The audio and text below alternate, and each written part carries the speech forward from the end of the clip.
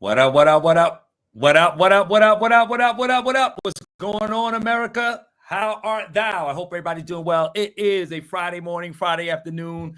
West Coast, East Coast, we're in the building. Brooklyn Bears and ball. I am so happy to give my what ups again. I never really thought I'll take the what up contribution that I bring to the show in such a serious manner. But certainly this season I am humbled, and therefore I have to bring in what I can bring in. And my what ups, unlike my Cowboys, will always be consistent. So listen, you know what to do. Don't forget to like, subscribe, share YouTube, Facebook, X, TikTok, everywhere you can find us on your social media platforms. Brooklyn Bears and Ball is popping.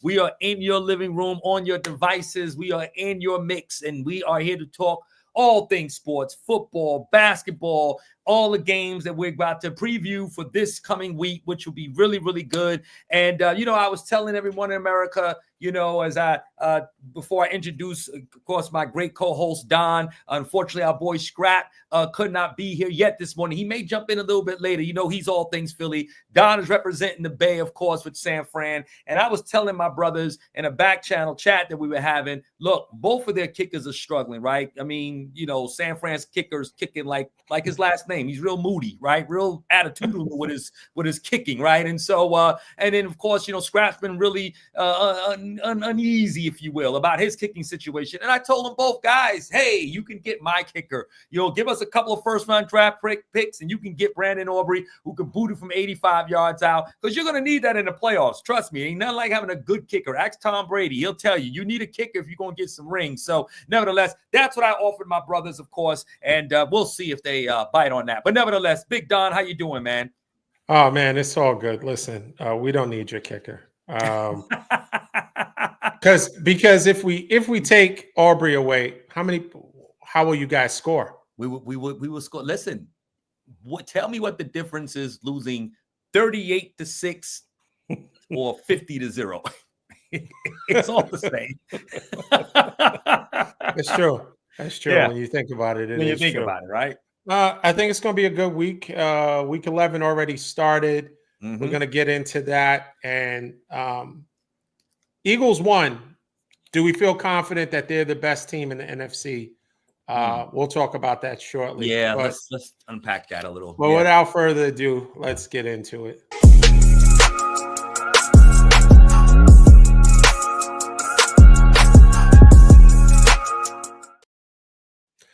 Week 11 has started. We had a Thursday night game that for the first half, or maybe even more than the first half, was a snoozer. There wasn't anything to really write home about. I agree. And unfortunately, Scrap is not here to defend himself. No, he's not. Or to defend his team. Nonetheless, we don't care if he's here or not. We have to call it like we see it, Scrap. When you do see this, I'm sure he's going to have comments in the chat and all that stuff. Oh, yeah, he might do that. If it was not for Saquon, this victory and the success of the Eagles is totally predicated, and they should be thankful for the New York Giants. Yeah. The Giants are the sole reason that the Eagles are successful this year. Their lack of foresight and vision and knowing one's worth was the reason that they let Saquon Barkley go and kept Daniel Jones. Someone who clearly was Daniel Jones in his best season before he got the bag. It was because of Saquon Barkley, because Saquon Barkley single-handedly carried that team. Yes, and you let him go. And when we see, I think it was, I don't know. They were talking about Saquon Barkley, some of the upper brass of the Giants, and they were just talking like, maybe he's washed. And I think that's when everyone was overall down on the running back position as a whole. Right. They didn't value the running back. They thought that because it kind of turned more into a passing league, that the running back was now devalued, and they didn't value him as much as they valued Daniel Jones, clearly, because they gave him, they weren't sure if they even wanted to give him an offer, and the offer that they gave him was subpar. So, and foolishly, not only do you not send him out of the division completely, entirely, you send him into the NFC East, That where makes you would have to see him at least twice a year. correct. And so he has made the most of it. I think he has been a professional. He hasn't outwardly said that he took it personal, that they, pretty much let him go. Right. But every chance that he gets, when he plays the Giants and when he plays every other team, you can see why he was such a high draft pick, why teams, he was such a valuable player, and everyone could see it, even when he came out of college, how great he could be given the opportunity. But overall, I will say this, and then I'll pass it to you.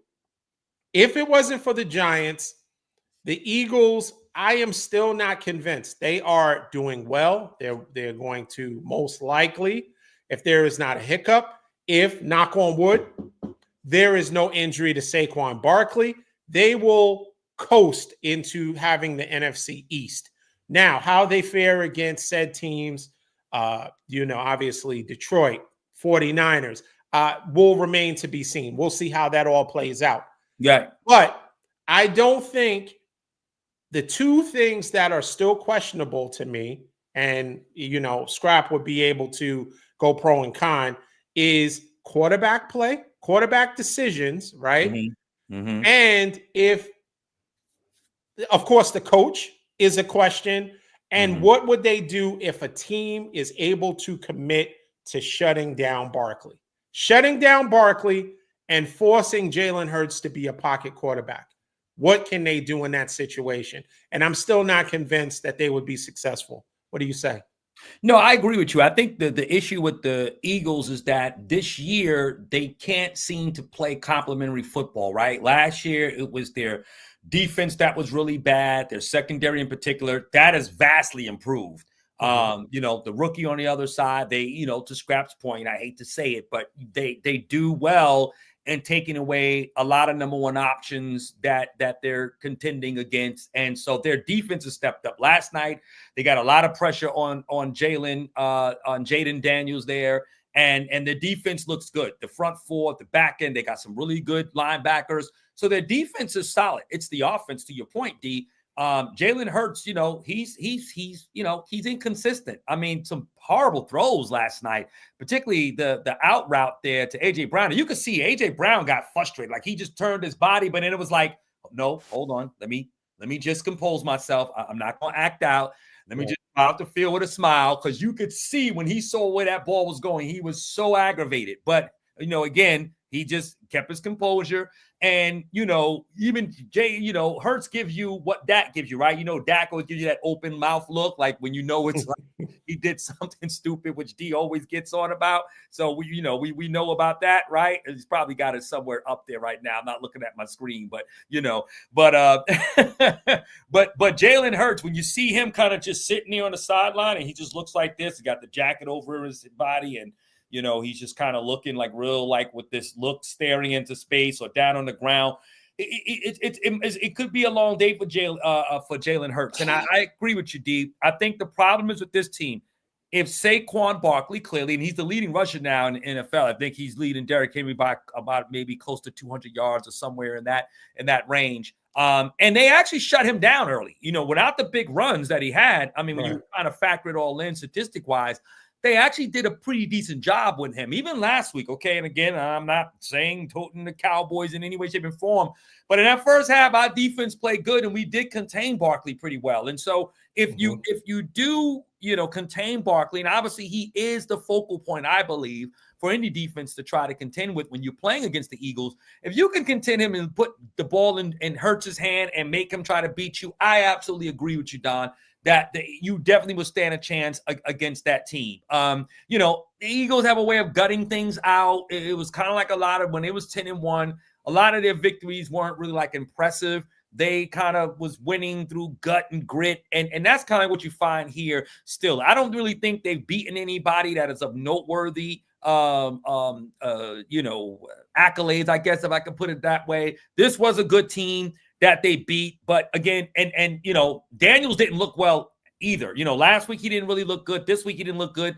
I think he's got to do a little bit better with trying to read the pressures, where it's coming from, and kind of finding his gaps where to take off. I mean, we know he's a splendid runner. He can definitely beat you with his legs, but it seems like he's been a little bit inaccurate with the throws as well. He had a bad throw yesterday as well. In one situation, he had Noah Brown coming on the crosser and kind of, had the ball behind him. And Noah Brown had some good separation too. He just didn't put the ball, and he wasn't really under any pressure, and didn't put the ball in the right spot there. So, but he is someone that, he's learning, and I think that's what you're going to get. He's going to remind me a little bit of what it was last year. CJ Stroud, in that sense, where you're going to have your highs and lows. Stroud had a great rookie season. Daniels is still playing well, but you're going to start seeing some of that rookieism come out, and that's expected to be. And I thought the Eagles did a good job just trying to contain him in that sense. And Quinn made a bad decision not taking the points, I think, on that drive. That just didn't make sense to me to go for it there on fourth down. Just take the points. It's still early in the game. No need to be aggressive in that sense. So, but are the Eagles the best team between you guys and the Detroit Lions? I don't know. You know what? I say it remains to be seen. Niners are getting healthy. It was a tough win last week against Tampa Bay. And to my point, D, that's why I say Mike Evans could have made a difference in that game if he was there. If Mayfield has some weapons, that game could possibly go either way, right? You miss the field goal kicking wasn't great, of course. Until 3 field goals. We missed 3 field goals, right? You did. You missed 3 field goals. You did. And so it's not like missing 3 touchdowns, but those are debilitating, deflating ends to a drive, right? When you play and you get nothing out of the deal. You get what I'm saying? So I think, that's an additional 9 points, right? Yeah. Closer to a double digit, cushioning in a double digit of victory, and would make it a lot easier as opposed to missing that and then going on to and Brock Purdy played superb. He played great down the stretch. I think he was 4 or 5 for 39 yards in that last drive, or 5 for 6 or whatever. Yeah. And they kicked. And now we'll just say this. Now, I didn't want to really bring up our victory. I mean, we won. No, I understand. We're more in preview mode today. Yeah, but this is what I did want to say. I did not have one issue whatsoever with what Debo did. I had an issue with how he dressed for the game, but I had no issue. I had no issue whatsoever about what he did as a veteran player who understands that we are kind of, I wouldn't say behind the 8 ball, but we're at a point where every game counts, right? Yeah. Whether it's divisional. Now, I know you like to, it was a divisional game, and was it on a Tuesday, and what uniforms, were they wearing a special uniform? Then it counts down the stretch. Every game for us matters. Yeah. Our W's, everything matters. Of course. And so for Moody, who has already missed and cost us games, he has cost us games on his leg. For him to miss, and yes, he's coming back from an injury, but it's unacceptable. Those weren't 58-yard kicks. Those were, that should be in your scope of work to hit a couple of 40s and some 30-yard kicks. Right. And for him as a veteran to say something to him, and it's admonishing him, it's an encouragement, but it is a male, testosterone field sport. He's going to say, hey, get your act together. And he just told him to, I think the quote was, lock in. Why is the other guy coming in to try to defend him? Why is what you need to do is, if you want to kind of, special teams camaraderie, right? I mean, I understand that, but licking wounds and all of that stuff is for after the victory. In the heat of battle, you have to say, yes, I could cost my team the game. So I need to lock in. He wasn't, lock in. And when the other guy comes and, we know what we got to do, mush him all the way into the crowd. And I'm 100% clear with that. Because at the end of the day, yes, maybe not. This might be Debo's last year with the Niners, depending on everything pans out. Yeah. But whether it is or isn't, he still has the right to say that. He has the right to check Moody. Moody's a first-round draft pick. If I'm not mistaken, he's a first-round draft pick out of Michigan. And he's been missing kicks since he's come into the league. So these games are going to count. And I'm sure Kyle has to think like, yeah, we have to win convincingly, and we really can't leave it up to him, because sometimes he has the yips and he starts missing. He starts hooking. He has the leg strength, but he doesn't have the accuracy. And we're going to need that. And as you know, we're going to need that down the stretch. So to your point, I agree. The Niners did have but this is also Christian McCaffrey's first week coming back, and he looked spectacular for someone that had been off the whole season. He made a couple plays. Yeah, he did. Mm-hmm. He looked better than every Cowboy running back. He did. But I'm saying, but to the bar of CMC, I'm saying, you're going to see him do more as the weeks progress. I'm just saying. But absolutely. I mean, he had a couple big plays. The over the shoulder catch down the sideline. They're using him more in the passing game, which is smart, right? I thought, he was commendable on Sunday. I thought he did a good job. I think he was more than commendable. I think he was more. I mean, he off for 10 weeks and coming in and having that many touches. He wasn't. They didn't gingerly bring him back into the offense. He was almost right back to, not almost right. He's not 25 plus touches, but I think he had 16 or 19 touches. I think that's good if you're out the entire. Well, he had 13 carries for 39 yards. He only averaged 3 yards a rush. I mean, he didn't. How many touches? 13. We're talking. He had 13 carries. How many receptions? And receptions, he had 6. So yeah. Okay, 19. Yeah, 19. Oh, you're right. That's a good workload coming in after being out the entire season. That's better than just he did. He had over 100 yards of from scrimmage. It's good. In other words, would you take that in Arlington? Would you take that? I would take anything in Arlington. I'll take you in the backfield in Arlington. I mean, you know what I mean? I can probably fall forward. Yeah, you can fall forward, right? For at least 2.5 yards a carry. Come on now. Exactly. So I agree. No, I know. I'm not poo-pooing on his performance. I'm just trying to say, like, he's going to get. I think you're going to see more of his. I think even more so of his imprint on a game, which I'm not saying he didn't have, but I wanted to respond to what you said about Moody. And yes, you're right. That was 9 points that were lost. But if you have a Mike Evans, you can overcome that, right? Like if you're playing the Niners and they're gifting you points by not scoring points, then you can overcome that if at least you've got some guys that can do that. It just goes to show how inept the Buccaneers are when you're depleted of weaponry that they could not overcome or take advantage, rather, of the 9 points that the Niners did not score. So that's the point I'm just trying to make there. And I think with Debo, look, I don't agree with go swinging at a guy and getting into a physical altercation, but I understand the passion.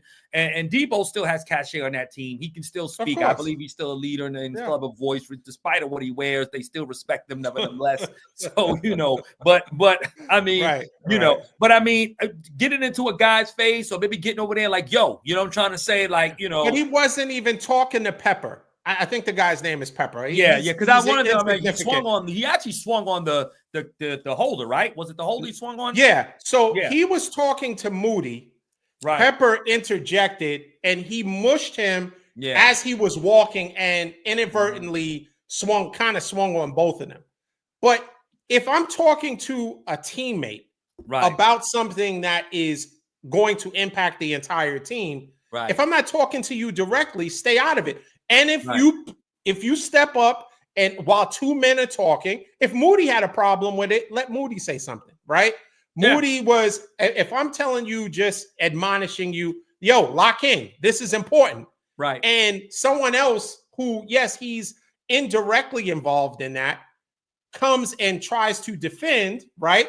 And he wants to be, chivalrous and try to step up for his boy, then you get you get mushed. That's what happens. And it is what it is. I have no problem with it whatsoever. We got the W. Hopefully Moody understands that, yes, as the guy says, he's a specialist. Well, you have to master and be, I know it was the first week back, Yeah. But these kicks matter. Oh, kicks Everything matters. And every game for us, it's not like we're at the point where mathematically we can be eliminated and this. We still have an opportunity to win the NFC West and go from there. But I do think overall these games are going to matter. We have a pretty challenging stretch of games ahead of us. We have Buffalo, we have Green Bay, we have Seattle, which we already handle business, but it's a divisional game, so we can't take them lightly. So we have some games ahead of us that we have to really lock in, and it may come down to a field goal. And at that point, you got a tough schedule. Standing on the sideline like Toucan Sam, because Moody got a nose on him. Standing on the sideline like Toucan Sam is not going to help us. We need you to kick in the upright. Because Moody just always has that look on his face. Like, I'm like, hey, listen, take off that Humpty mask. And because he got that, he has a schnozola. That nose is crazy. Yeah, we have Arizona too. Yeah, we do have Arizona. Yeah, Arizona, they did beat you already. So I'm saying they did. It was a fluky win, but they won. But let me tell you, I am never concerned about anyone who is 5'6" beating us. Overall, when we get healthy, why would you not be? He did it already. I'm not concerned because listen, Kyler and that's Murray. A divisional game too. You're going. It is a divisional game, and we're going to split with them. We'll split with them. I will say this: Kyler Murray. My concern is, as good as Marvin Harrison Jr. is, they're not really utilizing him. And Kyler Murray, he gets into a whole hero ball when you have a decent running back in Connor, right? And you got Benson behind him. Why wouldn't you utilize when you get into the red zone?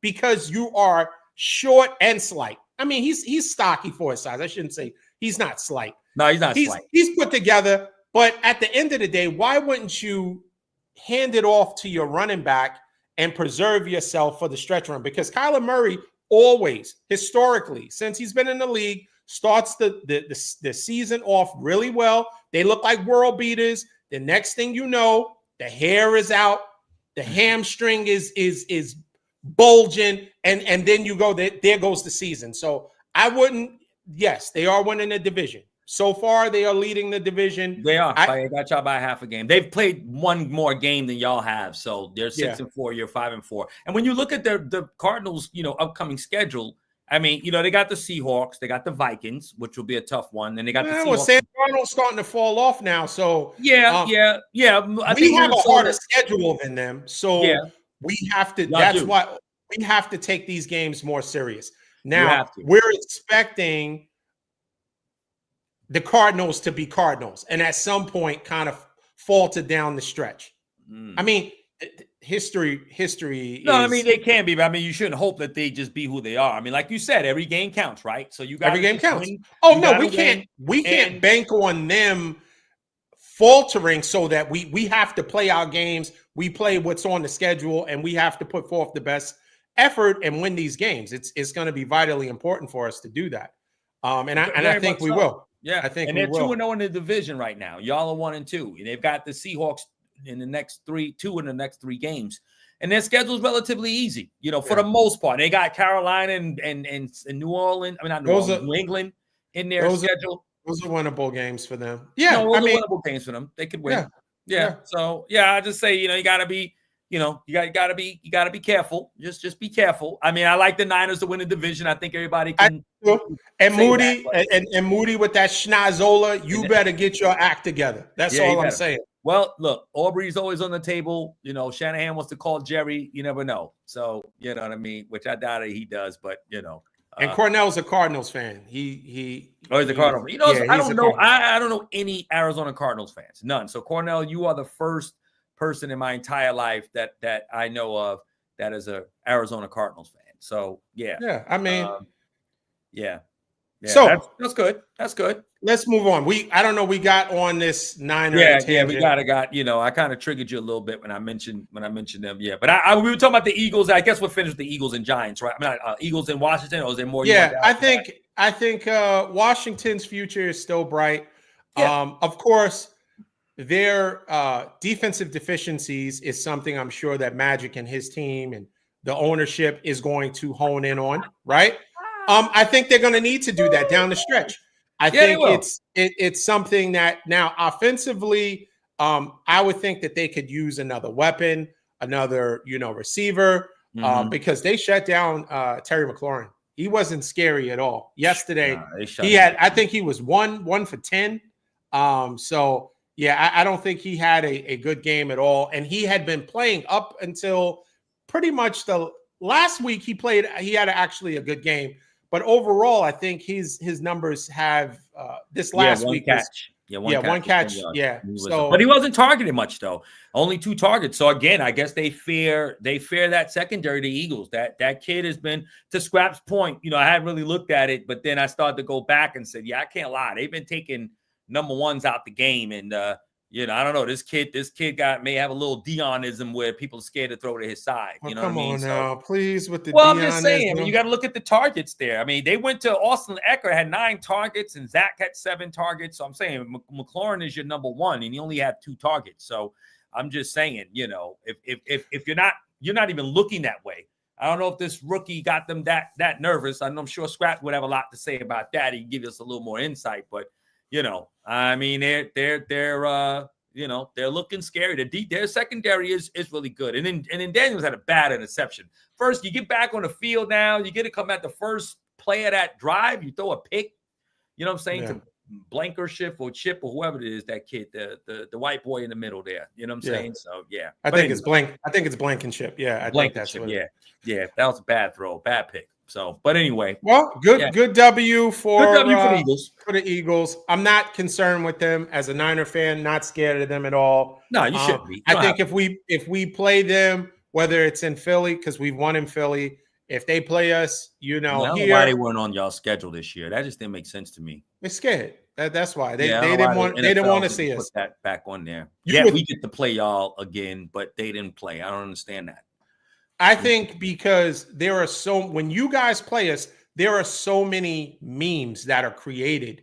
I think that they do that for the social media aspect of it, because the NFL is a business. You won the division, though. I think that's what it is. Like, you win when they do your schedule. You play it to toughen your schedule up, because y'all did have, you were a representation of the NFC in the Super Bowl. So, because we won the division, so you end up playing. I think that's what happened. If the Eagles would have won the division, they would have probably we might not have seen y'all this year.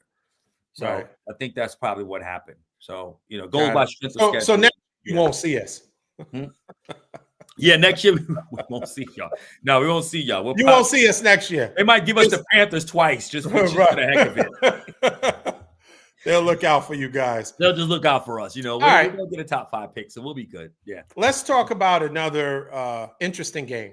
Okay. Baltimore Ravens versus the Pittsburgh Steelers. Now, I think there's an interesting statistic about Lamar Jackson, how he fares in the NFC. For whatever reason, maybe because we don't see him enough. There could be a plethora of reasons. He's a great dynamic player.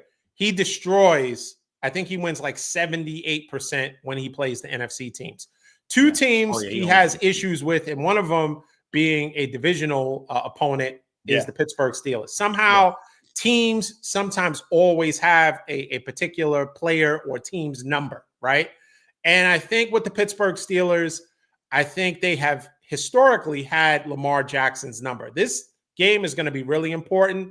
Russell Wilson has the deep ball back. He's gotten, of course, we know the Steelers defense has always been there, right? Good defense, decent to high-end run game. Of course, the problem was, even with Justin Fields, was the deep ball, right? Getting Pickens and getting other players involved. Now they have Mike Williams. Yep. The fact is that Russell Wilson, he doesn't have to be a superstar. All he has to do is get the ball down the field, lean on that defense, lean on that run game. He's in a perfect position to be successful. When we look at the Ravens have a really good team, dynamic.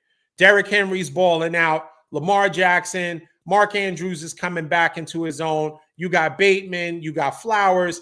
The problem is you can throw on them.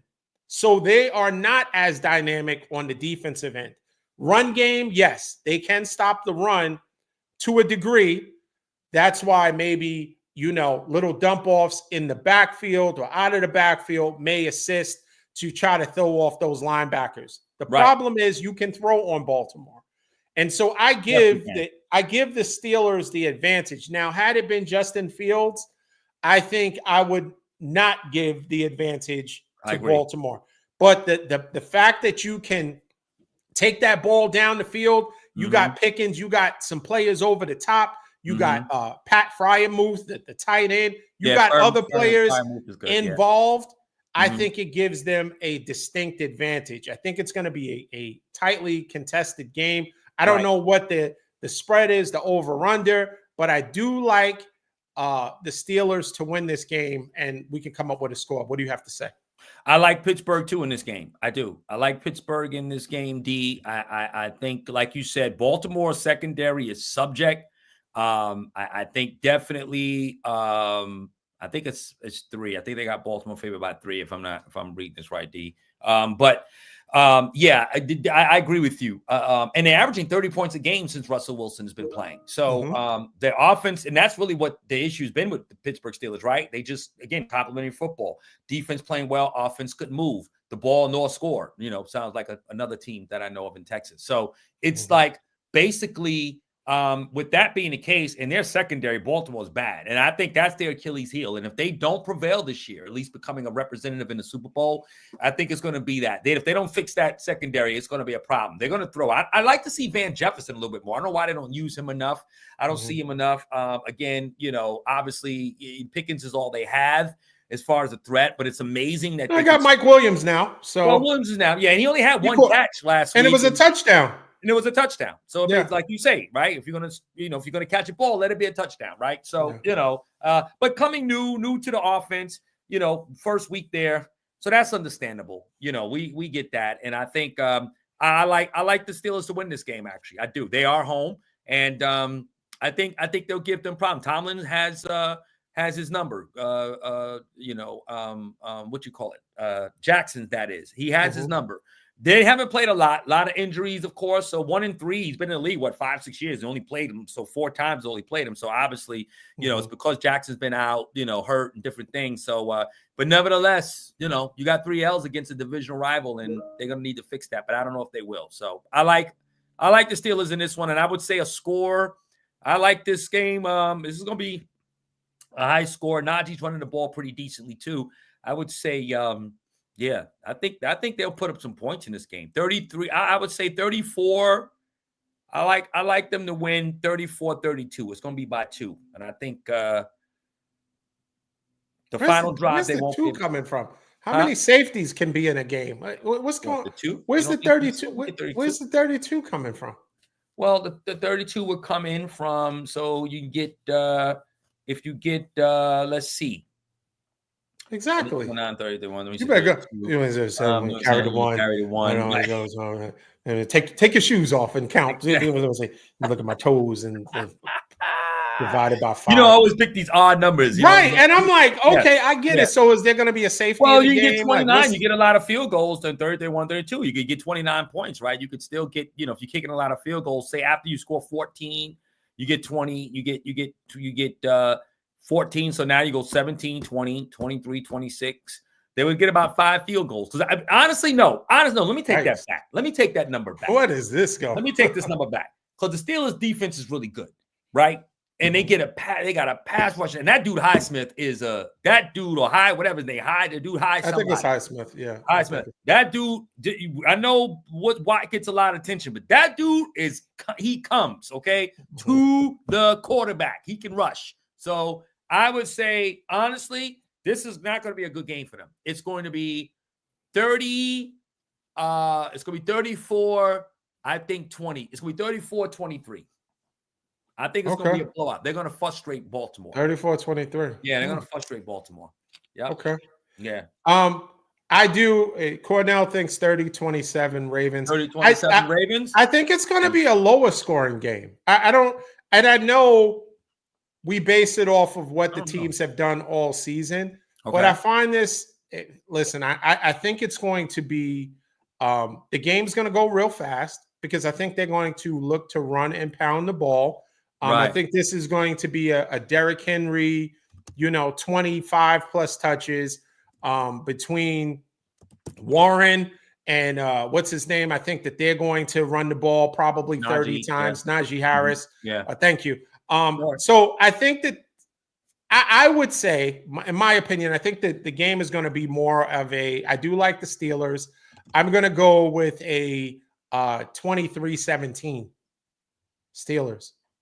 Yeah, I think it's going to be a low-scoring game. I know you can come in averaging, 30 points, but when you face these, I shouldn't say these type of defenses. When you face a divisional team that can have long drives, and both of them can run the ball, I think the distinct difference, and of course, Lamar can get the ball, going. Right. One play I want to say to look out for is Deontay Johnson. Now, Deontay Johnson was acquired from Carolina Panthers from the Carolina Panthers and now plays on the Ravens. Well, he used to be a Steeler. And so when they asked Tomlin about Deontay Johnson, he gave a very funny, because he's good at that. He gave a very sarcastic, smug remark. And I'm thinking maybe Baltimore wants to get Deontay involved just for that. Tomlin, I'm paraphrasing, said something like, they have a lot of like bigger players that are more impactful. We don't have time to focus on Deontay Johnson. So I think that might motivate Lamar to maybe get Deontay Johnson, who hasn't been happy with, his involvement since joining the team, maybe a little extra involved and might drudge up some type of revenge game where he gets off. But I think we got one. Cornell for the Ravens. Me and you both agree with the Steelers winning this game. And let's move on to the next game. We got what's the next game on the docket? Who do you have? We got the San Francisco 49ers. Of course, we've already talked about them. Rod had already got me fired up talking about the Niners. But we got the Niners versus the Seahawks, or Seahawks visiting the 49ers. I will say this. CMC looks to be back. Each week we expect him to get more and more in game shape, more in form. But to start off with 19 touches and have the impact that he had already, I think things are looking up. Geno Smith. Now, they are supposed to, there's reports that they're going to get DK Metcalf back, which is a big boost to them, right? Because I think he missed like 3 games. The last 3 games, but he played the game that we beat them. So let's just be clear on that. But DK Metcalf coming back is beneficial. I do think that overall we have Geno's number. Okay, somehow, some way, we always, when you flash to the sideline, you see the Holland and Lincoln Tunnel, right? And Geno Smith looking frustrated. So we have an opportunity to frustrate him. And listen, if we apply pressure to Geno, if you don't apply pressure to him, he does have a good arm. He has some weapons, right? Kenneth Walker is a good running back. JSN's a decent receiver. He balled out when Metcalf didn't play. And of course, Metcalf, we know he's like LeBron James of, football. He's 6 whatever, and he runs right, and he's built like a brick house. Right. So you have those weapons, but I think we are able in different ways to, even though he's played in our division enough where he should be familiar with the defensive schemes, we somehow, some way always frustrate Geno, and Geno likes to throw to the red for whatever reason. He likes to throw to the other team. Or it's a sack fumble, or there's something, he turns the ball over. So I'm looking for him to turn over the ball at least one time. That's his average with us almost, that he turns the ball over at least once a game. Sometimes we get multiple turnovers. And if we do, I think we're going to maximize that. I do like Brock Purdy. Now, last week, we seen with Juwan Jennings and Pearsall, and of course, CMC. Kittle, we're starting to get back into gear. All of these games are going to count, and I do like our chances to win this game comfortably. What do you say? No, I agree with you. I can't even. trying to think of something I could say. There's nothing I could say. The Seahawks are the Seahawks, right? 4-5, losing Metcalf. Now they're behind the 8 ball. They're in San Francisco now. Y'all put up a lot of numbers on them, 36 points against them with hardly anybody, right? You didn't have hardly anybody in your team, and you went into their building and kind of, for all intents and purposes, and the score wasn't even indicative of how close that game was, or how badly you guys beat them, I should say. So, Seattle Seahawks have nothing. I mean, Metcalf coming back. I know Bosa's playing through injury. He got to gut it out in the Buccaneer game. I think he hurt his hip. He'll play, but he's gonna fight through, and so I mean, but is that gonna make a difference? No, I don't think so. You guys are looking good. You guys are back. Like I say, for the Niners, it's all about health and not really beating yourselves. I think you got to take it one game at a time. You do need this win. It is a division win. It's a division game. So you gotta, you're 1-2 right now. So you gotta at least go get 500 in the division. And you got to, like you say, rack up some wins over these next few weeks because you got a very tough schedule coming up. So you don't want to don't lose to Seattle. That's the thing. If you're the Niners, you can't lose this game. Not at home, not to the Seahawks, not when you're healthy now again. So Jennings did look good too last week, I thought. Pearsall got a nice little touchdown in there. So, and Kittles. I think you wrote Kittles off, Don. I didn't write him off. I did not know about that. Let's be clear. Let's be clear. I didn't write Kittle off. What I said was, and this is a fact, and any Niner fans that are watching could chime in. Kittle is we are going to have to get younger, right? We have a pending big payday for our quarterback. Not 60 million, but it's going to be it's not going to be 60 million. I don't care what it ain't going to be 60 million. It ain't a payday. It ain't a big payday. He's making 800,000. Yes. 2 million is a payday if you're making 800,000. So he's going to get a payday. Hear me out. Spoken from a man who has $60 million quarterback who is now his hamstring is being rotisseried for Thanksgiving. So that's the difference. Our guy is not worth it, but yours is. So, well, listen, I will say this. I think we're going to be smart about it. He's going to get a payday. But when you think about the success and how a successful team operates, you can't have all these max players getting paid top money in every position. No. You're going to have to save at some point. No, you're not going to overpay Kittles. You won't. But you need Kittles around. But so think about it. He is still productive. Very. And so maybe make a Pro Bowl this year. Yeah. I don't see why not. He's definitely top 3 in tight end position. Yeah. So yeah, he should make a Pro Bowl. I will say this. Think about it this way. If you are top in skill positions, you have more than 5 players that are top 5 in pay. You're going to have, and you haven't even paid your quarterback yet.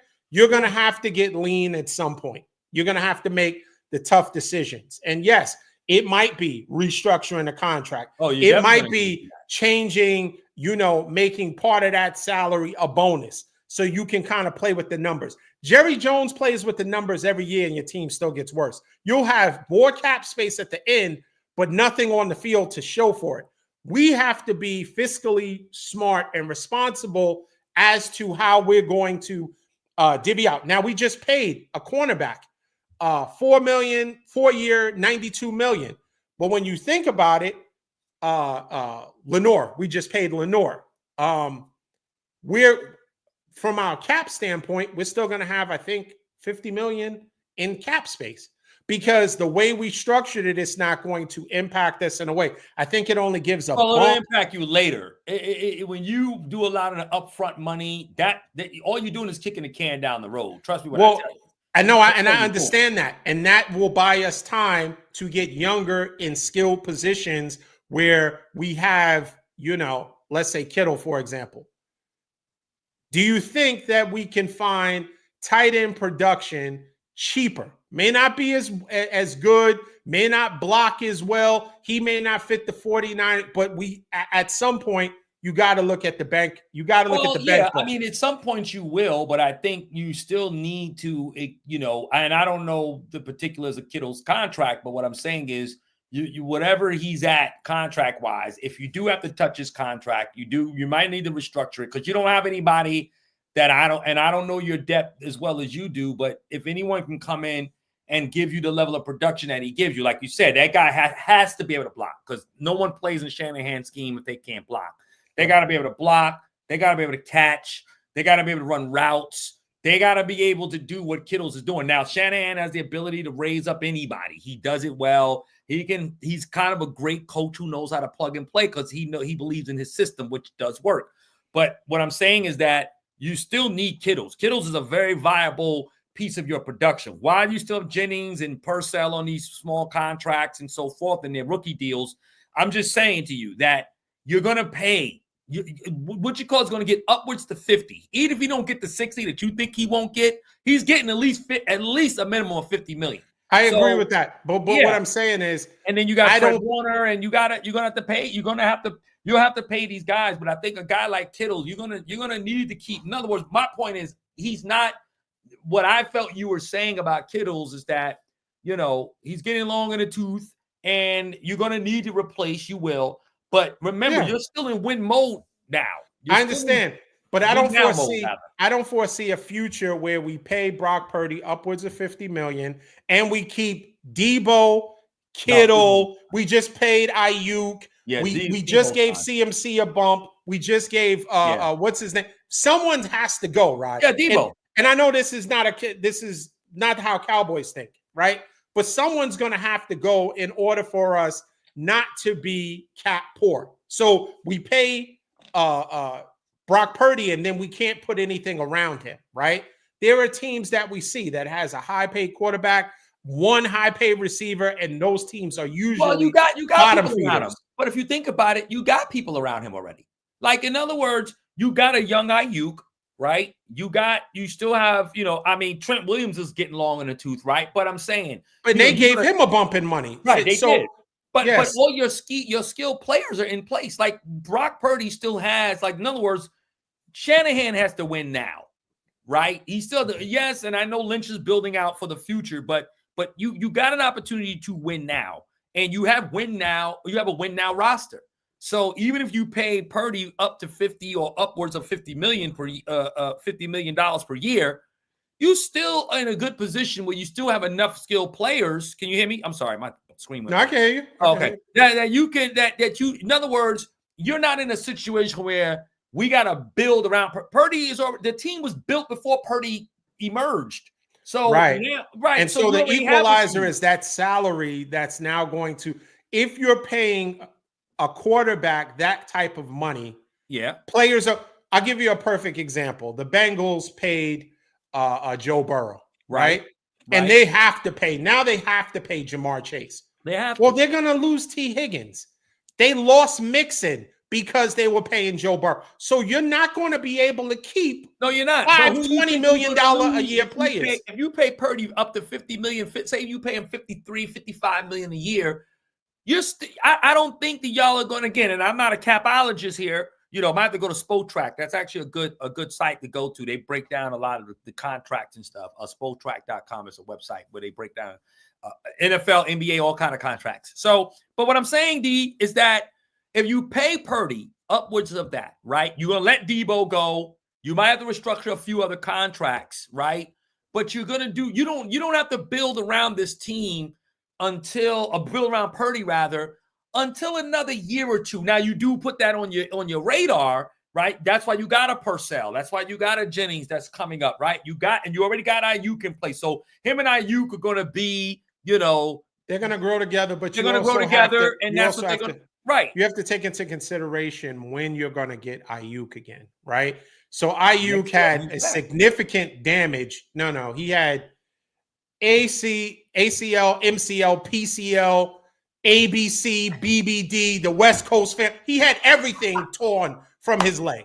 So we don't know if we're going to he's not guaranteed that he's coming back the start of next year, right? So it might be more than a non. So you may. But you're covered. You're covered. You're covered.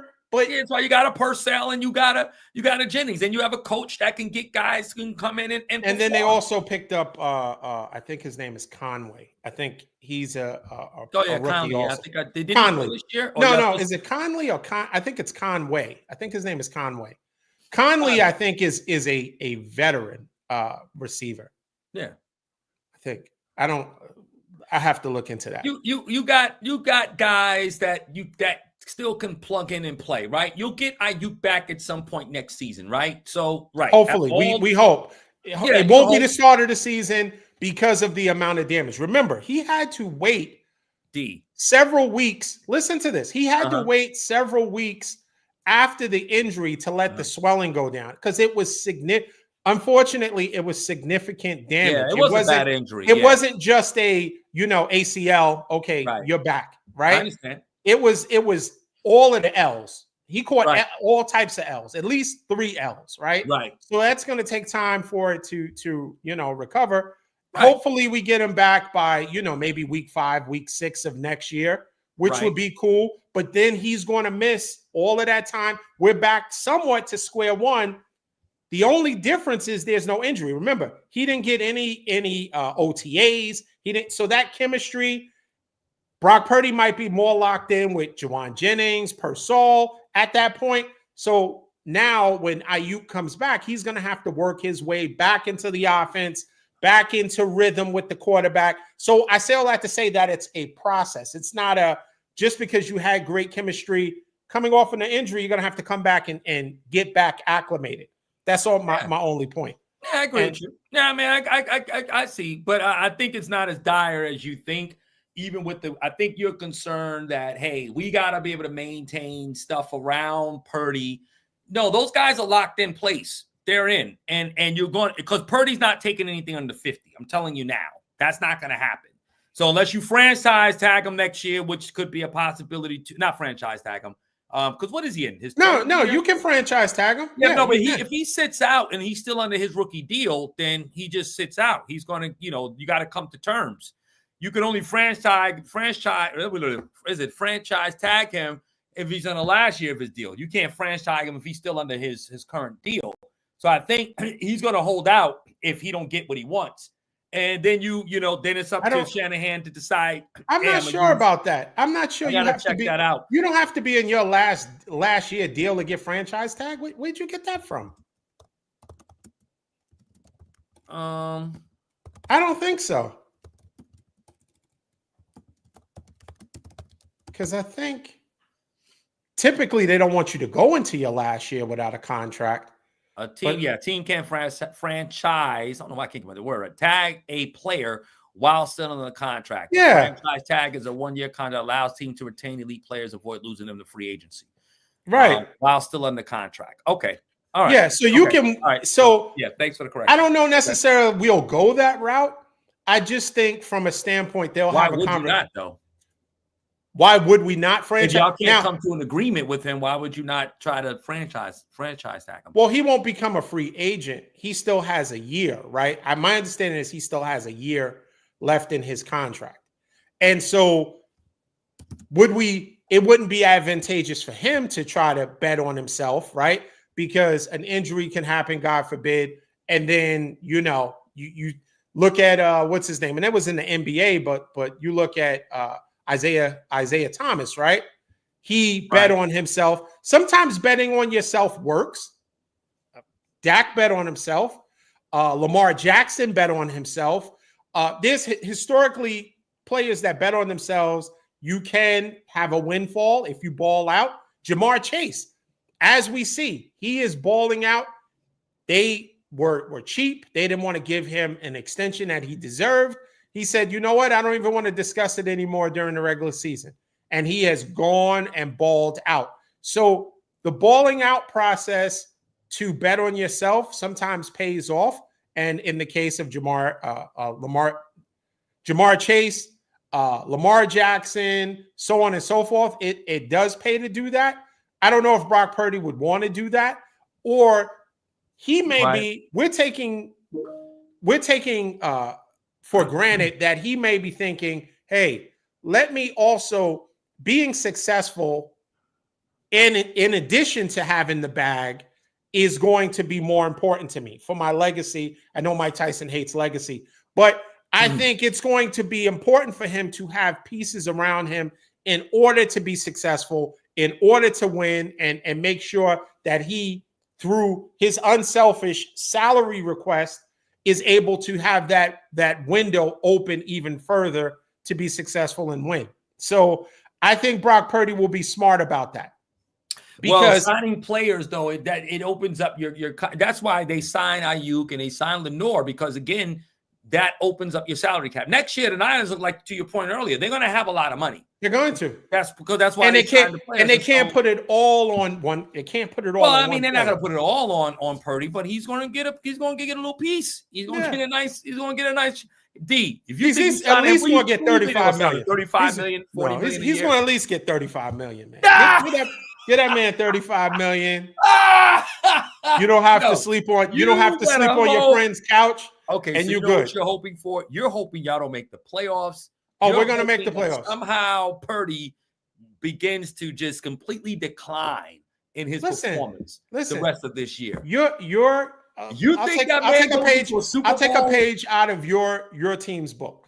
The Cowboys have had success with Dak Prescott, yet the coach, the owner, was reluctant to sign him to a big deal. Now, to his fault, because for good reason, yeah, he took too long and wind up overpaying.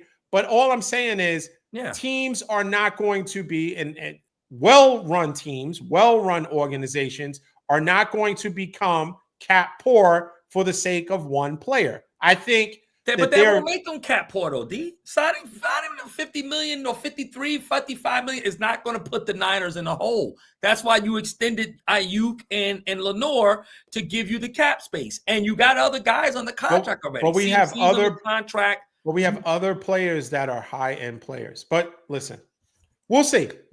You think he's going to get 60 million? I think he's going to get far less. He ain't getting anything less than 55. I'm telling you now. Okay. Not if he gets into a Super Bowl. That man led you to an NFC championship game that he could have won if he didn't get hurt. He put you in the Super Bowl. Not only did he bring you in the Super Bowl, he was not just, what do you call these quarterbacks? We used to call him a managerial quarterback, if you will. Okay. He's not Brad Johnson, what the Buccaneers, when they won a Super Bowl, or Trent Dilfer when the Ravens won a Super Bowl. It was all in their defenses. Game manager, right? Game manager, right. That ain't what he is. Purdy put y'all on his back. If it wasn't for him, you lose to Detroit, you lose to Green Bay, and you don't even put up a fight against Kansas City. He played well, and the lights are not too big for this kid, and he's playing good again this year. And he's going to lead you into at least an NFC championship game this year at the minimum. And if he doesn't lose, if the Niners don't lose because of him, then y'all going to be all right. I'm saying you're going to have to pay him. I'm telling you, D. You got to pay. And you know what? That position right there, I like Nick Nolte's mugshot maybe James Brown's mugshot. Listen, Bruce, I want y'all to understand something. We know one thing can't be plug and play with Shanahan and the Niners. And it's clearly evident. It's not the quarterback position. You can't. You tried it with Lance. You tried it with Garoppolo. It ain't happening. Wait, hold on. What was Garoppolo's numbers? Did Garoppolo make it to a Super Bowl? Yeah, he did. But did Brock Purdy make it to a Super Bowl? Too? He was. Right. That ain't Purdy. So that's the difference between him and anybody else that's been quarterbacking prior to Purdy. They'll play. You're saying plug and play, but unfortunately, they have gotten to. I'm not saying Garoppolo is anything like Brock Purdy. He's not. No. But what I'm saying is, based on what you're saying about Kyle Shanahan's offense, you can't plug and play people. He has shown that first of all, he's shown that he can get a running back from anywhere, from the corner store, the corner bodega. He could get a running back and make him, almost an all-pro running back. Right. Also, he's also shown that if you're able to follow his offensive scheme, there is success in that. I mean, Garoppolo is, below average or average. He's an average cornerback, average accuracy, average mobility, and he was still able to get him to a Super Bowl. Yeah, he did. Is Garoppolo better than Dak Prescott? No, I don't believe he is. So that is my point. You're making my point for me. An average quarterback, he was able to get to the Super Bowl. Right, but that average quarterback also lost him the Super Bowl. And it lost him an NFC Championship game against the Rams. Yeah, like okay. Garoppolo, but Purdy has not done that. Purdy, you have not lost because of Purdy. Purdy has not been the reason for the Niners' shortcomings in the Super Bowls and in the NFC Championship game against the Eagles, which y'all had a chance to win if he would have stayed healthy. Thanks, Cornell. I mean, D, you can't. I know. Listen, I don't understand. America, D is the only one I know who wants to see his quarterback not get paid. You know what I mean? No. I want Brock Purdy. I want Brock Purdy to get paid, but not at the detriment of the team. And listen, call me whatever. I want him to get paid. I want him to get a significant bump in salary. And Scrap, let me just tell you what I did say publicly about Barkley. If it wasn't for Barkley, your team would not be where they are now. That's a fact. That's not a guess. That's not a hating take. Barkley single-handedly, yes, your defense has been playing much better, but Barkley, from an offensive standpoint, has single-handedly elevated your team to the next level. Elevated it. I mean, there are times when you look bad, your team has looked bad, the offense has been stagnant, and then Barkley breaks for a 50-yard. He's hurdling people, jumping backwards, doing cartwheels. That excitement, that burst, that spark is solely on Barkley. Now, what are you going to say? That, but we could do it with anyone. We could do it with Gainwell. That's what you're saying? You could do it with whoever else? I don't think so. Scrap is like this right now. I know. If it wasn't for Barkley, wouldn't be where he is either. You have a great offensive line, I would say that. Well, yeah, I mean, they do complement one another. I mean, because the resurgence that we see, not that to say Barkley ever was really falling off, but playing on a better team does help. Yeah, because even when he played with the Giants, you could still see. He said, "Where would Ham be?" Daniel Jones held back Barkley, and the fact is that they didn't have any benefit. You know what I mean? Like, the fact is, you could still see Saquon Barkley was still that dude, right? Even when he played with the Giants. And now you go to a better team with better offensive pieces, better quarterback play, but Saquon Barkley is the engine. He's the engine of that team. He's the engine of that team. Definitely. No question. No question.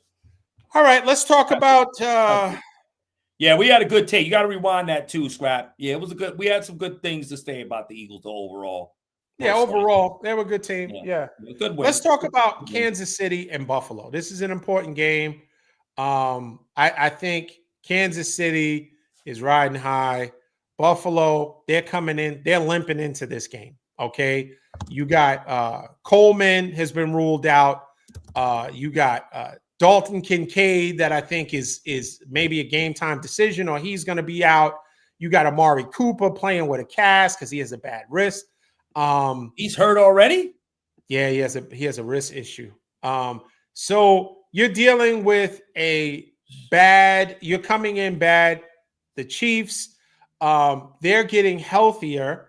And I think, of course, you have the fact that they seem to always have your number, right? So you're kind of up against it. They're undefeated, the Chiefs. And this is going to be a really interesting game. But I'm wondering, is Josh Allen going to fall for it? This is the question. Fall for it meaning, does he feel like, because when he was asked about it, Josh Allen was like, yeah, this is just, pretty much saying this is just another game, right? Because it's not playoffs. It's not an elimination game. It's just another game. It's just another game on the schedule. Deep down, we know that he wants some get back against Patrick Mahomes and the Kansas City Chiefs, who seem to have their number. I think from a standpoint, if Josh Allen gets back into the Josh Allen mode of trying to be Superman and take, unnecessary hits and try to run through people and not work through that offense, the way of forcing as much as possible a balance of pass and run, they're going to get taken apart by Kansas City. I think Josh Allen is going to have to fight against his instinct to be Superman and fight against his instinct to be the reason they win. Just be happy with the W. Get the W, then you can, oh yeah, it was this, this, and this. But when you're on the losing side, you just have to take whatever anybody says was the reason. And I think Josh Allen needs to be smart about this, or he's going to find himself on the losing side and Kansas City going on and staying, with their perfect record. What do you say? Again, I think it's going to be a good game. I think it's going to be some good numbers put up. Both quarterbacks put up good numbers against each other. I think your point was that Allen needs to, I guess, be careful in terms of how he plays and to not overdo it, more or less. Is that what you saying? Yeah, because he's dealing with some of his skill players are coming in injured.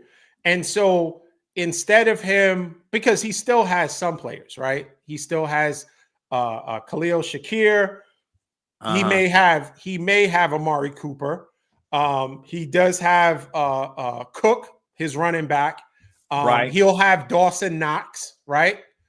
Because Dalton Kincaid. So he's going to still have to depend on his Kincaid is out. Yeah, Dawson Knox. He's going to have Dawson Knox. Yeah, so Knox. Yeah, Knox. He's out. He's without Coleman, right? Kean Coleman, and without Dawson Knox. So he's going to have to depend on it. But if Josh Allen starts running the ball 8 times and every other play is a design quarterback run, you can't beat Kansas City that way. You can only beat them from a balanced attack. Keep them honest. Right. But when you try to lean too much one way or the other, you're gonna end up on the wrong side of that. Yeah, I tend to agree with you there. You do definitely have to keep their defense honest. And Spags just always seems to have the right kind of package when it comes to what the Bills, when it comes to them. Again, it's kind of always been somewhat, to me at least, a bend don't break defense that they've always had. But I feel like, again, I don't think that the Bills will win this game. I still like, Mahomes, if you will, to really do. They're going to be without Pacheco. He did practice, but supposedly he's not going to play. But it just seems like, again, kind of like with the Niners, what you saw with Mason coming in instead of CMC, they can still just do some things that I think can frustrate the Bills a little bit there. And I got the Bills just winning this game. You know what I'm trying to say? You have the Bills winning straight at Buffalo, since 2012. So they've been winning games. You know what I'm saying? Okay. So yeah, what do you have the score as? I got the score. I got the Chiefs winning this game. You just said Buffalo.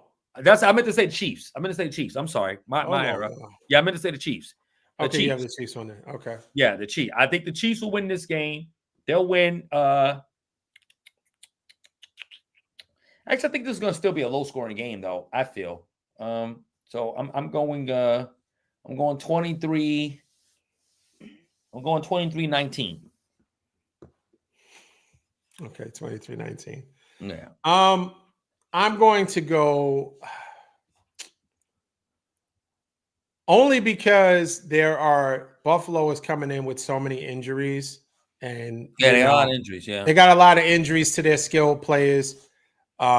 Is the reason that I'm picking them to win. I am going with Buffalo. Finally, well, not finally, but they are going to get some get back. And they are going to finally give a loss to the Kansas City Chiefs. I do like Buffalo winning this game. It'll be 24-21 Buffalo. I do like them to win. They haven't beaten anybody this year, though, D2. I mean, they've had a softball schedule. They only won by 1 touchdown against the Cardinals. Well, how many one-score games has Kansas City won this year? Well, let's look at this. They should have lost to Denver, really, and that was last week. And Denver is no world beater. Yeah, they blocked the field goal. They should have lost that game. They could have lost against Baltimore with the toe on the line. There was, so Kansas City, like I said, more formidable opponents though, but hence why the games are closer because they played more formidable opponents. They played the Ravens. You know, I mean, you could say what you want about the Bengals, right? Go either way, but they still have an elite quarterback, right, and receiver. They beat the Falcons, who were, you know. Well, you're saying that because of what they did to you guys. Well, no, I mean the Falcons has been formidable. I mean, that's their potential division winner, right? They could win the South, and you know, they beat the Chargers, who is actually playing really good football right now. They beat the Saints. They beat the team out in the Bay that you might be familiar with, okay, by 10. I mean, the Raiders might have been the only team that's not worthy, but you know, and then they beat a Bucs team. You know, that again, we losing some guys. And they barely beat the Raiders. They barely, I mean, every game, when you think about it, it reminds me of the Eagles of what, 2 years ago? Super fluky. But they beat some good teams, though. They beat and the Eagles were beating good teams, but just barely. Remember, the Eagles beat Kansas City. Didn't they beat Kansas City last year when we thought that Kansas City was going? If I'm not mistaken, didn't they beat Kansas City in the regular season? I think they did beat Kansas City in the regular season. When we remember when they were on this hot streak, and we were like, okay, certain Kansas City is going to take care of business, and they lost. So but those are good teams. But what I'm saying is the difference in the victories is that the Chiefs played. They beat good teams close, right? But the Buffalo Bills beat bad teams only.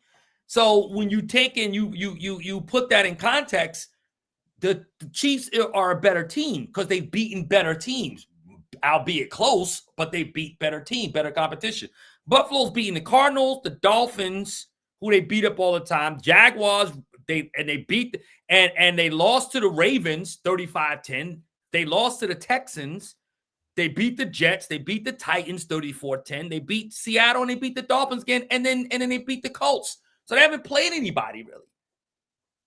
You know, they 8-2, but who have they really beaten? They haven't beaten anybody. The only formidable win, maybe even the Dolphins. And they barely beat the Dolphins, and that's with Tua. So I mean, that was the only really formidable win that they had. They got the brakes beat off them in the Ravens, but at least the Chiefs did beat the Ravens. They beat them close. But it just goes to show that they're still a better team. I mean, the Bills haven't played anybody. They got a softball, and their schedule is wet. The only good team they got left to play, they're going to play the Chiefs. They're going to play y'all, right? The Rams, give or take. It just depends. Rams kind of come on late. They start to gel for whatever reason late. But that's still, you know, you can't count McVay out. They still play tough. So that could be. And the Lions. After that, they end the season with the Patriots, Jets, and Patriots. I mean, give me a break. Yeah. Ain't nobody. So, yeah, they're losing this game. Yeah, the Chiefs going to beat them anyway. I don't care if they had all their guys. I don't care if they had Thurman Thomas and Bruce and you know, Bruce Smith and all those guys, Andre Reed. They still losing this game. It don't matter. They can't beat the Chiefs, son. And I told you, D, the Chiefs are going to win it all. And either you, Detroit, or the Eagles will be at their mercy at some point. We just got to see who they're going to beat in the NFC. This team is going to win. You just can't overcome them. And what you call it is balling. He's balling. Hopkins is balling. Yeah, he looked really good. Good acquisition. Great acquisition. How is Mingo doing? He'll be playing this week. He'll be playing on Monday night. He'll be playing on Monday night. Mingo. Here we Mingo. Right here, Mingo. Listen, we're going to get the brakes beaten off us, man. Listen, we can't move the ball, D, so it's a wrap. We're about to talk about it. We're about to talk. This is it. Yeah, all right. All right, good. We'll wrap let's it talk about. We did score for Kansas City, Buffalo, right? No, we didn't. I did. 23-19. I said Kansas City. Okay, cool. Who did you say? What did you say? I said Buffalo's going to win 24-21, I think. 24-21. Okay. I think I said 24-21. That's going to be a good game. What time is that game again? I got to see. I think is that the 5:20 game? That might be the 8:20 game. 4:25. Yeah, so that's a 4 o'clock game. Oh, 4 o'clock. Okay, cool. It's 1 o'clock for us. Yeah, 1 o'clock. Right, let's talk about Dallas and the Texans. This is a Monday night game. This should be exciting. This is for the best team in Texas, right? No, it's not. This is to decide who's the best team in Texas, right? Not that kind who's the best? Listen. Why does it have to? What do you mean? It's not that right. It's not that. Both of y'all are in Texas, right? Yeah, but nobody looks at this as a Texas rivalry. Like the Texans are nobody. They're nobody. And when nobody beats you by 25 points, what does that say about you? They could beat us all day as they want, but it don't do anything for their cachet. They don't trump the Cowboys. We're not talking about popularity. We're talking about what's on what product are you putting on the field? You're getting it mixed up. You are going with your Jerry Jones-isms instead of the product. They're a better team than us, but I'm saying you waffle back and forth with the product and popularity and jersey sales and losing by 20 points and 3 turnovers. You can't have it both ways. As a fan, as a purist, you have to say the Texans and the Cowboys, one is a bigger name, but when we meet on the field, this is what matters, right? Where is your pride as a Cowboy fan? I tell you where pride comes in for the Cowboys, no matter how bad we play, right? You hate to lose to the Eagles. You hate to lose to the Commanders. You hate to lose to the Giants. That's where your pride comes in. Your division, you have 2 out of the 3 of things. The Texans ain't inspiring us to like, oh, we got to go out and beat the Texans. 2 out of the 3 things that you hate that you already did, right? What? You lost to the Commanders, right? Yeah. No, we haven't played them yet. Okay, you will lose to them. Yeah, and you lost to the Eagles, right? Yeah. Okay. And did you beat who was the other team? Did you beat the Giants? And the Giants, yeah, we barely by 1 score. We did. Okay. So So we'll lose the next matchup on Thanksgiving. Yeah, we won't be. I don't think we're better than the Giants. And I think honestly, I think they should flex. I know they contractually can't. They should. They need to flex those Thanksgiving games. A lot easier. Tell you the truth. Yeah. They should what are we watching that for? Well, but the Cowboys bring ratings, man. It don't matter. We bring ratings. It'll also bring heartburn after you're eating that turkey and you watch that performance. Well, heartburn for us, but it'll make you guys feel good. Those who hate the Cowboys. I want to see a good game, man. I don't want to just see anything put out there, right? I mean, you guys on Thanksgiving is like a turkey that's not fully cooked. You get what I'm saying? That looks a little pale. You want that turkey to have a nice, some nice golden brown, juicy kind of. That game it's not going to be good. You know what I mean? No, it's not. It's not. Now, it's not. The Lions play, right? They play on Thanksgiving, right?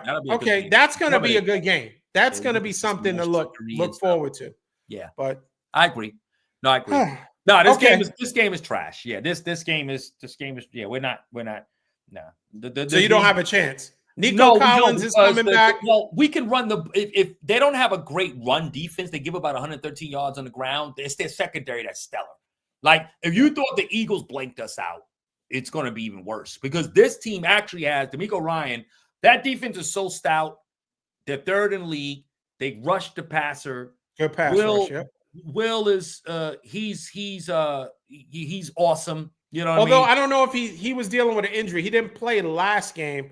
So I think he's scheduled to play this game, I believe. I see. That's why it matters to the Texans. They're going to take a chunk out of that fan base in Texas. They want but the Texans don't really. They're not really up for it. The Texans don't. Yeah, I'm gonna tell you the truth. I was listening to an insider on who the 103.5 the fan had interviewed. Real quick, I'll say this.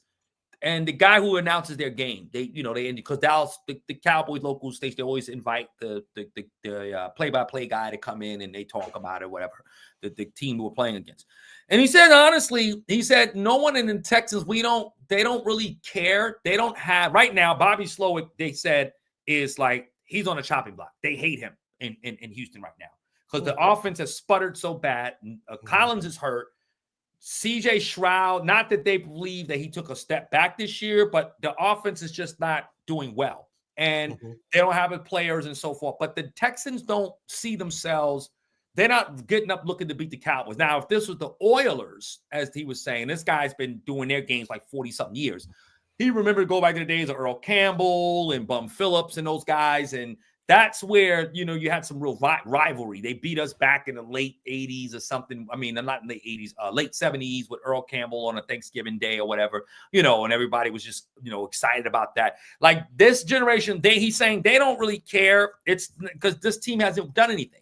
They're very, very grounded in Houston. They know their team hasn't done anything.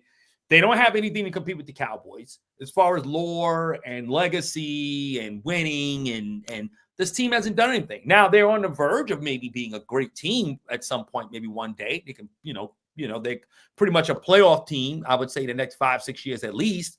But at the end of the day, they don't get up for the Cowboys. It doesn't mean anything to them. And for us, it doesn't mean anything to us because Texans pose nothing to us. They're nothing. They have nothing. You've done nothing. You can't even get. And like the guy even said, he said it's not like we've been in an NFC Championship game. You know, I mean AFC Championship game. Yeah, nothing. So because you're going to lose that you want. So let me tell you something. Okay. If as an adult, right? Let's just say this. Okay. And this might be a terrible analogy. As an adult, if a 14-year-old, right, steps up to you and knocks you out. And we're going to talk about Tyson and Jake Paul soon. But if a 14-year-old knocks you out and you have to get up off the floor, does that make it any more because you're a grown man and you have a family and you're a provider? You're still getting up off the floor, right? Yeah. Okay, so going about what Dallas has been for so many years and so many decades has little to do or nothing to do with what they are today. They are a shell of themselves. Yeah, and the Texans are, I will say this, CJ Stroud is a very good quarterback. Yeah. I think if you're missing a true number one receiver, not like CeeDee Lamb, because you've had CeeDee Lamb the whole season. Oh, Lord. He has missed Nico Collins, who is a number one receiver, who is also balling out for the whole league, right? When prior to him getting hurt in the hamstring and missing 5 weeks. Yeah. I think between him and mind you, you also lost Stephon Diggs. So yes, you expect that if you had just lost Nico Collins and you had Tank Dell and Stephon Diggs and Mixon, then that's all right. What Stroud, we need to see something. You do have enough weapons, right? Right. But if you're missing two of your number one receivers, you still do have the running game, and you have Tank Dell, who is somewhat slight. You would expect that your offense is going to take a step back. I don't think that's an indictment on CJ Stroud. I think that this is a get right game. You get Nico Collins back. You'll have Tank Dell. You'll have Mixon. This is a Texas, whether you want to accept it or not, whether you want to be on your high horse about what the Cowboys have done in comparison to the Texans, a loss is a loss. And if it happens in Texas, it's got to sting. It's not going to sting because, number one, you made all my points. We're not good. They are. They beat us. Nobody wins. They get nothing out of it. And there's no rivalry between these two teams. You know, the only rivalry we really would have with an AFC team is the Pittsburgh Steelers because of our history with them. Outside of that, there's no one else to compete with. So right now, the Texans are a team up and coming. They're young. They're a good team, right? And the Cowboys are not. Beating us in Dallas is not going to mean anything. It doesn't do anything for them. It doesn't do anything for us. We lose to the Texans. Now, it hurts when you lose to the Eagles. It hurts when you lose to the Commanders because, again, those are rival games. So every other loss other than those teams that you named doesn't really matter to you guys. No, it doesn't because we know we're a bad team. But at least you want to play with some pride against your division rivals, right? If it's spoiler or, we come down to the end of the year and we can maybe spoil or mess it up for the Eagles or the Commanders trying to get into the vying for a playoff spot, that'll make us feel good. That's something to play for. Not this game has nothing. In any game we're going to lose or what we've lost already, whether it been we lost to Baltimore, we lost to Detroit, we lost to the Saints. They all beat the brakes off us. Didn't matter. They were better teams than us, and Dallas is just nothing to gain or to win from that. You know what I mean? Even if we beat them, it doesn't mean anything. If we had beaten them, we beat Detroit last year. It didn't mean anything. We beat Seattle last year. It didn't mean anything. Those are teams that, there's no real rivalry there. Beating the Eagles. You beat those teams on your way to a 12-5 record. Yeah. So it hits a little different now that you're below 500. Yeah, definitely. Okay, so let's not just make it. Yeah, listen. Well, that's my point. Nothing, I mean, we're not. If Dallas was a formidable opponent on any given Sunday, then yeah, it means those wins last year meant something because we were playing good. And really, our record is misleading if you think about it, because again, we benefited from playing bad teams in the NFC, okay, in the NFC East for that matter, in our division, and a lot of our wins were really cupcake wins at home, and we were undefeated at home last year. Now we're 0-4. We can't win. We can't buy a win in Dallas. We were undefeated at home last year, and so again, that's how bad this team has fallen off. Well, Mike McCarthy said that you should look at this as an opportunity to face adversity, and that makes some sense. Like, hey, listen, how does that make sense? Where's the pride, right? Where is the listen? Micah Parsons gave you guys a spark last week. Yeah. He came back Monday night because they don't have a great line. Yeah. So I think I don't give you guys. I give you less than a 0% chance to win this game, especially with Nico Collins coming back. I think they're going to put on a show. Yeah, he will. But I do think going into the rest of the season, you should have some pride. Your team should have some pride. I mean, Jerry Jones, let you tell it. The NFL wouldn't be what it is without him. Should have some pride. Where is it now? All of a sudden, it's all seeped out. The pride is spilled out. I mean, Micah Parsons is on his radio, on his YouTube channel, talking about draft picks, who Dallas should draft. I mean, so I mean, that in itself is a strong indication that this team is gone. Yeah, right. This team checked out. They've checked out. It's a long, Micah, even though I think his comments were taken out of context when he talked about, Zach Martin wanting to win for him, and he's putting way more work than Mike McCarthy. I think that was taken out of context. But again, it's bad. And I don't even think I don't be shocked if Dallas even tries to trade Micah Parsons. I actually don't think, my opinion, Jerry wants him there. Mike talks too much, and Jerry don't like that. Jerry don't like a guy that's going to say what's on his mind. He's the most vocal guy. He's not Dak Prescott who's going to talk the company line. He's going to say what he has to say on his show. You can't silence him on there. And I don't think Jerry likes that. Nobody else in Dallas talks like that but Micah Parsons. And Micah doesn't care. And I think honestly, I would not be surprised if they traded Micah Parsons just for that reason alone. This team is checked out. There's no culture there. Mike McCarthy couldn't corral sheep, if much less grown men. He can't, he can't bring anybody in. He has no culture, identity. He gives you nothing in the locker room. You know what I mean? So they're not even probably paying attention to him. He has no answers for the putrid, anemic offense that we have. Can I say this to you real quick? I'm going to tell you how he checked out. Please. It was 3rd and 8 last week. Okay, 3rd and 8 last week against the Eagles. And we ran a 3-yard comeback route. Not a slant that you could at least catch in stride and maybe go, and get the first down. Not a little pick play or something if you ran in the flat and your guy can get a little pick there and you can, and get him open that way. We ran a comeback route, a route that's not in motion. You run and you stop and you come back to the quarterback to catch the ball. So you're going to get tackled when you get the ball at. That's what we ran. So that in itself just lets you know that this team, Mike McCarthy is begging Jerry to fire him. He's like, please take me out of this. Please. Jerry won't do it because Jerry don't believe in paying coaches that don't coach. And he said he'll never make another in-season fire like he did with Wade Phillips back in 2007.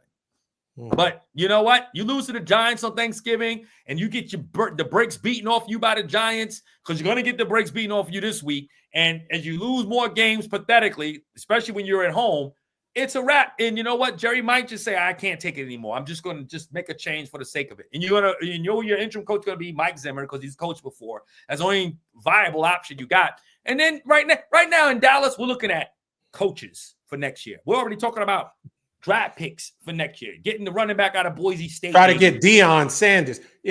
Try anybody. Work, though. Now, no, it wouldn't. Go where his son play, maybe. That's what he probably want to go coach at, unless Dallas goes. But Jerry's not. Well, I don't know. Maybe Jerry would. Jerry likes all this stuff. Deion. So more likely to happen.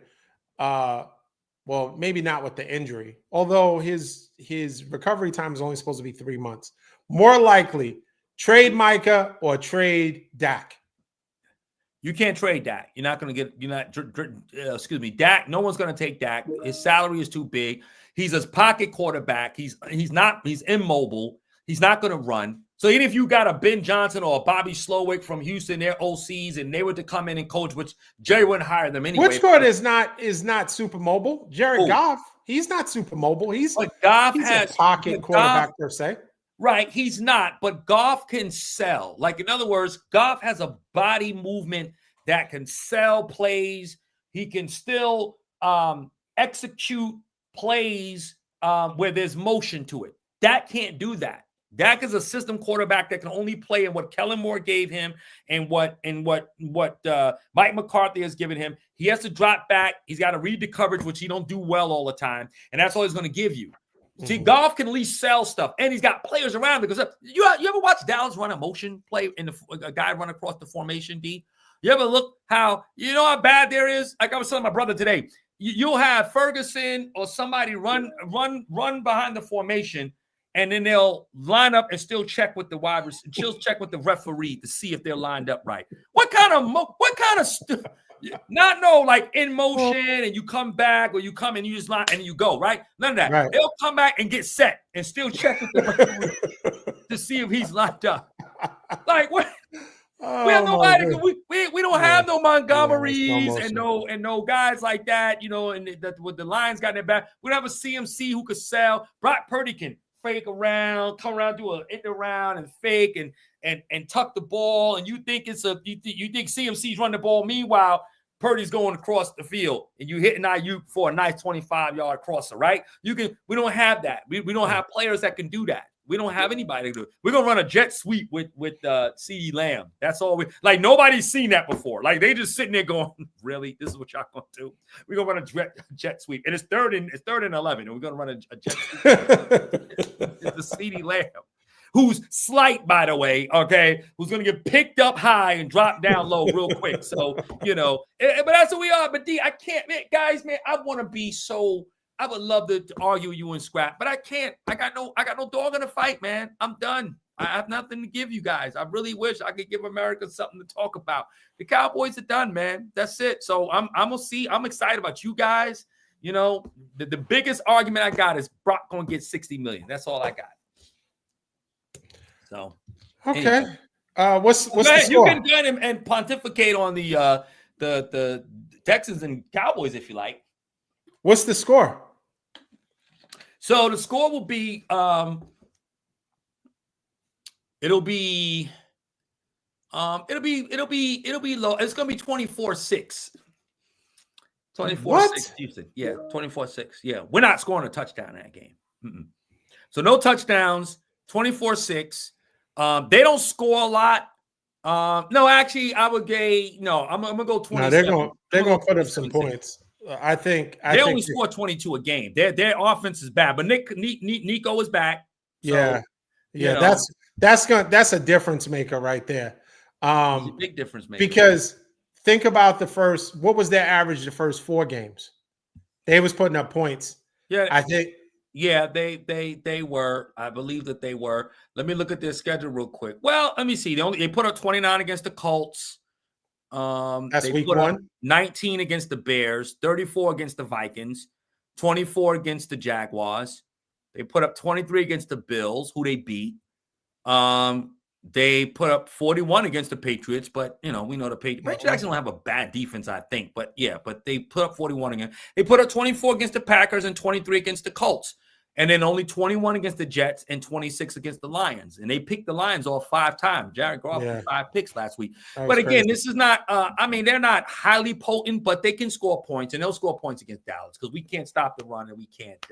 Between Mixon and Nico Collins, I think they're going to have a field day. It'll field day. And with Tank Dell, now that he's won't be a number 1 again, he'll be the secondary receiver. He should get open.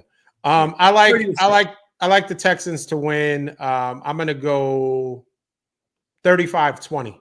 20? You give us 20 points, D? You think we can get 20? I think they're going to make a concerted effort to try to get CeeDee Lamb the ball. Because if CeeDee Lamb not against that secondary.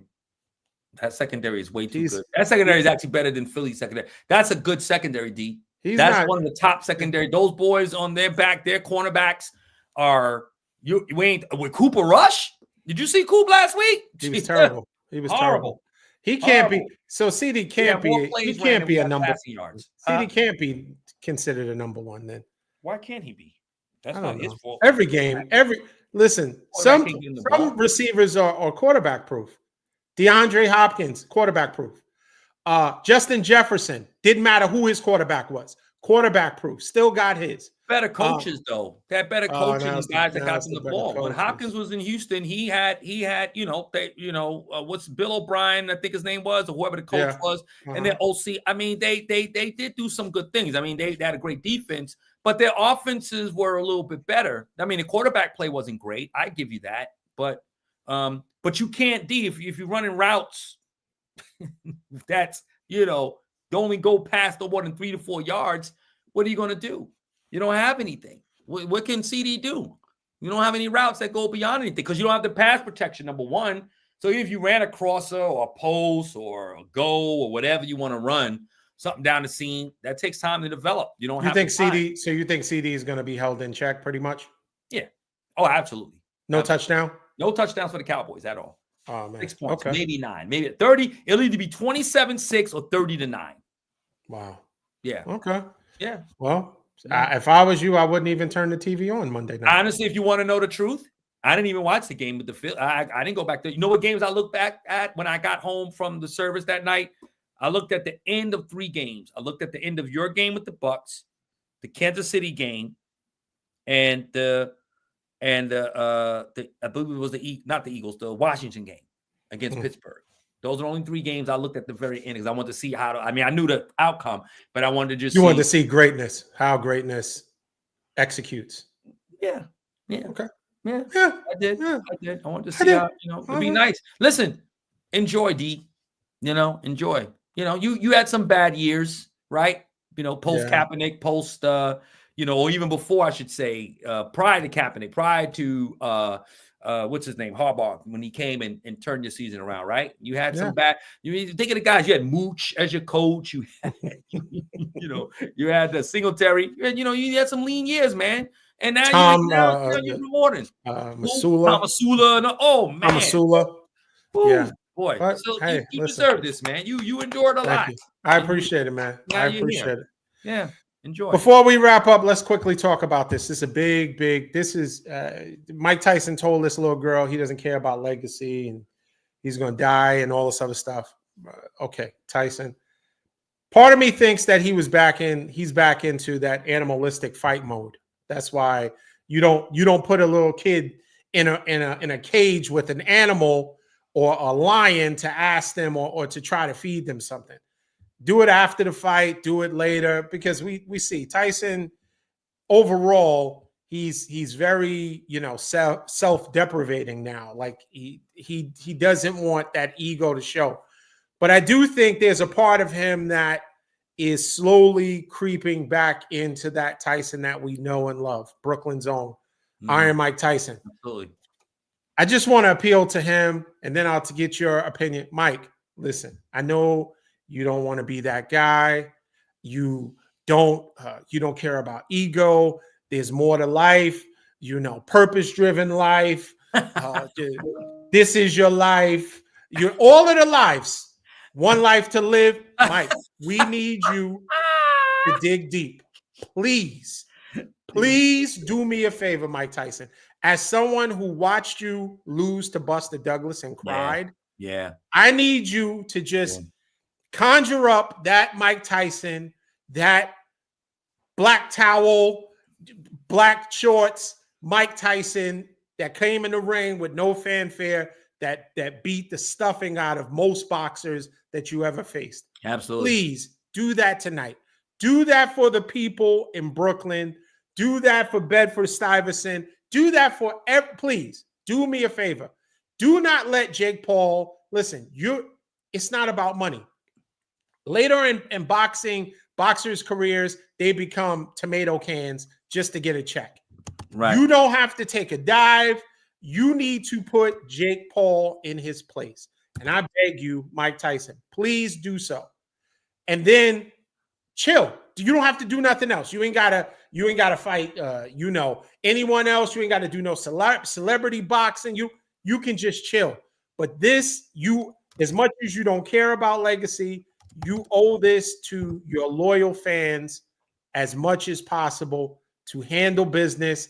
I hope that you handle it quickly because you are 58 years old, right?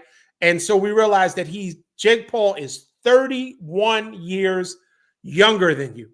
I implore you, Mike, please handle business. Please. What do you say? Well, D, I'm gonna tell you this, and this, may shock you. I mean, please don't say it. I can't get into this. I'm disappointed in boxing. I'm disappointed in this whole UCF, UFC, it's like mumble rap to me. I think it's sad to see Tyson doing this. To remember what boxing used to be, real boxing. It's like what real hip hop was once at some point during its existence. And I just feel like it's machinated. I believe this fight is fixed, like they all are. I think UCF is fixed. UFC. I can't even get the name right. I can't put the letters in proper order. I think it's like glorified wrestling. Let's just go back to Jimmy Superfly Snuka and Andre the Giant and Luau Junkyard Dog and Bob Backlund. Like, go back to these guys and Hulk Hogan and all those guys. Go back to that. That's because it's all fake to me. And to me, I can't watch it. Like I'm gonna pay for the what's on Netflix, right? So it should be, if you have Netflix, it should be free. It should be free. Okay. They don't have a live component, like they don't have a pay-per-view. Netflix does. Okay. So let me ask you: do you think Tyson is going to lose? And if you think he loses, does he take a dive? Yeah, it'll either be one or other. It's going to be fixed for Paul to win and Tyson to lose. Tyson's getting about 20 million, I believe, for the purse. I think, and Jake is getting 40. But that money is guaranteed regardless of the outcome. That stuff it's only guaranteed because he's got to play by the rules. Like you gotta it's fixed. It's not boxing, it's entertainment. So it's not.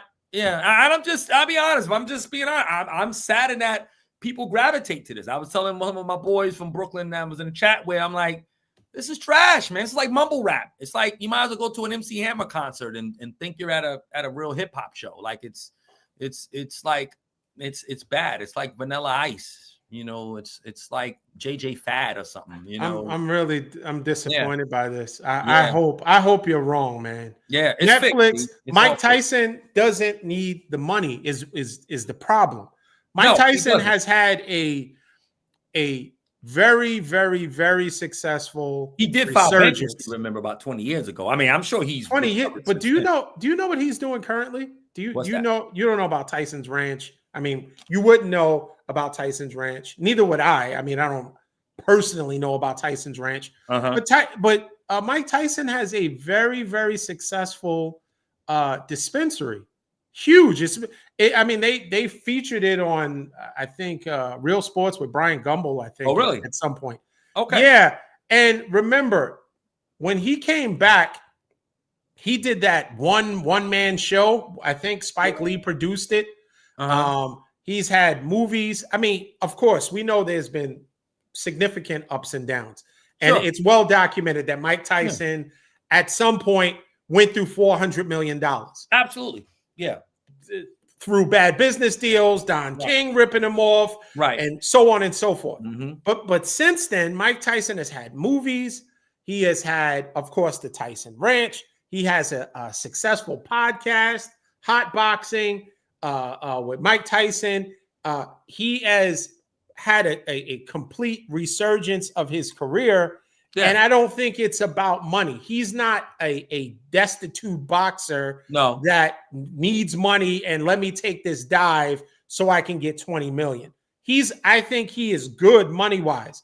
And as much as he doesn't care about, legacy, I do think he is a historian of boxing enough to know that I can't let this YouTube gimmicky guy beat a real boxer. he would think, I hope that Mike Tyson thinks Customato would roll around in his grave if he let someone like Jake Paul beat him.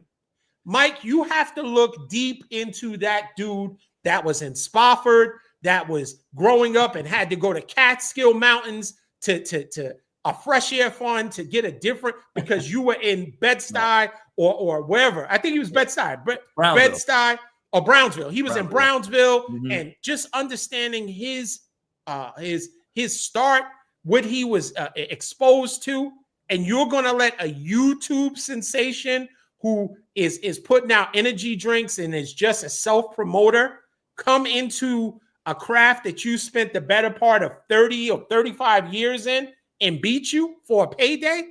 Some things are more important than money. And I just hope that you're wrong about this, because a $20 million payday, Netflix, all of that stuff, everything leading up to this, even, and I know boxers are selling, they've always historically tried to sell matches, and he stepped on Mike Tyson's foot and Mike Tyson slapped him in the weigh-in. I think that's all leading and fuel to the fire. But I think Mike Tyson has to be cognizant of this. If I lose this match, yes, will he go on living the life that he lived prior to the fight? $20 million richer. But I do think legacy, whether he admits it or not, he has to factor in all of the people along the way that he idolized and watched and learned their style and tried to mimic and appreciated, the Muhammad Ali's and the Joe Fraziers. I mean, any boxer that you can think of to take a dive. Because I'm going to tell you why. Because that's why Tyson is doing it. Tyson's legacy is intact because everybody knows this is gimmicky. So if he loses, which he probably will, because it's going to be contrived that way, his legacy, which he knows because of the format of what he's going into, it's not a real boxing match. It's not the Thriller Manila. We're not talking about Ken Norton and Ali and, you know what I'm saying, George Foreman and Ali and all the greats that you mentioned, even when Tyson fought Michael Spinks and these guys. It's not that. It's entertainment. So Tyson loses in an entertainment type context. Nobody cares. We know he's a real boxer. We know he is the real deal. We saw it. We lived it, those that did. And we know with our own eyes, we see or know of a legend whose legacy will never be marred because of what may happen tonight. Whether he loses or wins, it won't be marred. But if he loses, which I think he will, it won't change anything.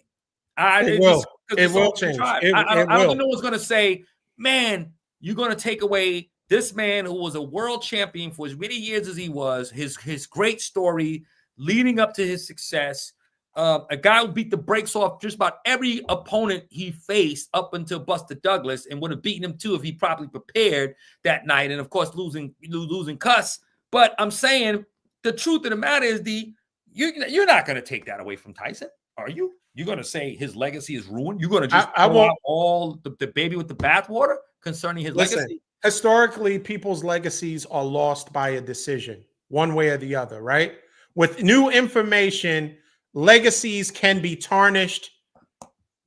How? Beyond repair. I'll give you a perfect example. It's not sports, but do you think that, and then we may go on to I don't want to go there, but do you think Bill Cosby's legacy is tarnished forever? In some people's eyes, it doesn't matter if he was the father of the decade. When people got different information, whether it's true or not, it tarnished his record. Yeah, it did. And so, but that's different than this, though. I mean, that's a completely different context, I think. Well, I mean, that's something, obviously that was reprehensible with Cosby did. He broke the law, right? No one in this context, all Tyson is doing is fighting an entertainer, some YouTube sensation guy that no one considers to be a real boxer. There's no way Jake Paul can fight anybody or beat any of these guys that Tyson beat in his career. So no way, this guy's not even a boxer. So I'm saying maybe a bad comparison. I gave a bad comparison. Okay. I will say this. Jake Paul had recently said he feels he could beat Tyson, because people are making the age comparison. He could beat Tyson in any era. Whether this is the 20-year-old world champion, he could beat him when he was boxing then Okay. and he can beat the 58-year-old. Right. I'm saying that just for a standpoint, sometimes because you know that you can do something. Right. So, let me ask you this question. Do you think Tyson can beat Jake Paul if he wanted to? If he truly wanted to, absolutely. So you think that Mike Tyson is going to say, for a payday, I'm going to lose to him? Honestly, yeah, I Because think that's so. what it boils down to. If he Yeah. couldn't beat him because he's just older, Jake Paul is a superior, boxer at this point, and Mike's age, the difference, and 31-year-old, that's one thing. But you have to take I would encourage you to think about that. A 50-year-old Mike Tyson, 58-year-old Mike Tyson, Right. is going to, in his mind, say, I'm going to allow, I can beat this guy. He looks to be in great shape, not only for a 58-year-old, but for most men. I'm going to let him beat me. I can beat him, but I'm going to allow him to beat me for said narrative and payday. Yeah, because and now I'm going to be a conspiracy theorist here now for once, right? And I'm going to tell you that it's bigger than the $20 million pay. I believe there's other opportunities involved for Mike. Conspiracy. Right, there you go. And I think there's other incentives for Tyson. I think you're going to see a boost in his career. I even think the whole thing is contrived with Jake Paul even suggesting that he can beat Mike Tyson because, again, the sport and those behind this thing, it's all about money. It's about creating a narrative that people will buy into. And so why not? Mike Tyson, the greatest of his era. And you got Jake Paul, who is believed by those who follow this senseless sport in this senseless form of entertainment, that believe that Jake Paul is whatever he is in their eyes. And then you bring in these two generations together and let them fight. What better stage could be set for such for entertainment value? So again, I think it's all contrived. I think Tyson knew what he was going to say, or I'll even flip it, that when he said it, maybe that part wasn't contrived, but then someone said, you know what? Maybe we could do something with these guys. Let's go ahead. Let's bring them into a room and say, look, UFC it's not, WBA, or, we're not talking about, the WBC or whatever. That's not what this is, guys. Right. Okay, Tyson, this is entertainment, different world today. We are in a whole new world today. So are you willing to be down for a contrived wrestling match, if you will, that just allows you to punch with gloves or whatever they put on their hands? And that's what it is. This is trash, D. This is trash. It's like mumble rap. This is like watching Waka Flocka, or going to watch 21 Savage somewhere, or Travis Scott, and you're like, yo, that's not hip hop. That's not real music. That's mumble. That's JJ Fad. It's MC Hammer. It's not. It's entertainment. It's not real. And I you know what? I'm not mad at Tyson. Tyson is doing what he has to do. 20 million, you're right, in the context of things, considering that he's not some depleted, broke guy that's some financial deficit. He's a guy that's got money. I mean, Tyson is not starving, right? He rebuilt himself, his brand and everything. But, to do this, hey, Tyson, it's America, right? Go ahead. It's a capitalistic society. Go ahead and do what you got to do, because people are going to watch it anyway. People are going to be so hyped tonight as if they were actually watching Tyson versus Spinks, or Tyson versus Larry Holmes, who was well up in his age when he beat him. In fact, Tyson was like, come on, I don't want to beat you up, man. Let me just stop the fight. This is sad. I don't want to do this, right? But, but Larry Holmes needed the money. Different context. Now, Tyson and Jake Paul, people are really going to look for it.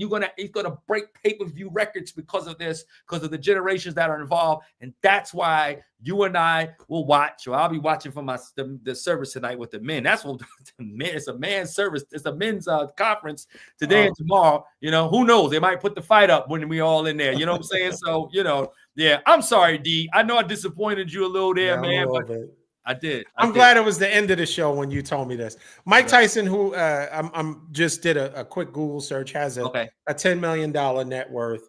And let me just not see. A lot. It's not. It's not. I thought it was more. Okay. So that 20's gonna look good. He's gonna need that 20. You know what I'm saying? That 20 is going to look good, and probably some other perks he's going to get. So Jake Paul's is estimated. Maybe Kamala's campaign is paying him. Who knows? Right? There may be. Right. Everybody got paid. Everybody got paid. Right. Jake Paul estimated net worth of 80 million. 80 million. And that's not, So I don't know. Listen, our next show we'll discuss this more. I hope that you're wrong, but I'm not going. I'm not. I can't believe it. Donspiracy America. Can y'all believe it? Don will think the Super Bowl is fixed before it is. Well, a UFC fight. You would I don't think that the Patriots in Week 5 is contrived. But I just don't about a UFC fight. It's not a UFC. It's a boxing match. It's not UFC. Oh no! What is it? Educate me a little bit. What is this? It's a boxing. This the guys under? What is this? It's a boxing match, but it's modified. 2-minute rounds. The gloves are made of cottonelle. I mean, it's not a real boxing match per se, but I do think that I'm banking on Mike Tyson, the inner Tyson that he has gone probably the better part of 10 years to suppress. Yeah. That Tyson makes a reappearance just for one night. Well, that's part of the contract.